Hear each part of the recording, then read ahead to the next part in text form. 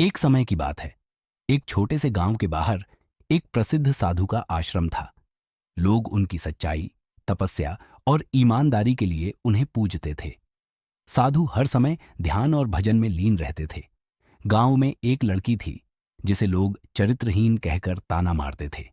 समाज ने उसे अपने से दूर कर दिया था। एक दिन गांव के कुछ शरारती लड़कों ने साधु को बदनाम करने के लिए एक योजना बनाई। उन्होंने उस लड़की से कहा, तुम साधु पर झूठा आरोप लगा दो कि तुम्हारे साथ कुछ अनुचित हुआ है। लड़की ने मजबूरी में उनकी बात मान ली, क्योंकि वह पहले से ही समाज द्वारा बहिष्कृत थी। झूठा आरोप अगले दिन वह लड़की गांव वालों के सामने रोते हुए कहने लगी, यह साधु ही मेरे दुख का कारण है। मेरी इज्जत को इन्होंने खराब किया है। गांव वाले साधु से यह सुनकर क्रोधित हो गए और उनका अपमान करने लगे। साधु ने शांतिपूर्वक जवाब दिया, यदि मैंने कुछ किया है तो भगवान सब देख रहा है।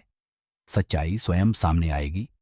गांव वालों ने उनकी बात नहीं मानी और आश्रम छोड़ने को कहा। साधु ने बिना किसी विरोध के आश्रम छोड़ दिया। सच्चाई का उजागर होना कुछ महीनों बाद लड़की को अपनी गलती का एहसास हुआ। वह गांव वालों के सामने रोते हुए सब सच बता देती है कि उसने झूठा आरोप लगाया था।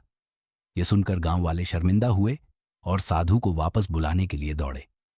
साधु ने लौटने से इनकार कर दिया और कहा, मैंने यह गांव और इसकी नकारात्मकता त्याग दी है।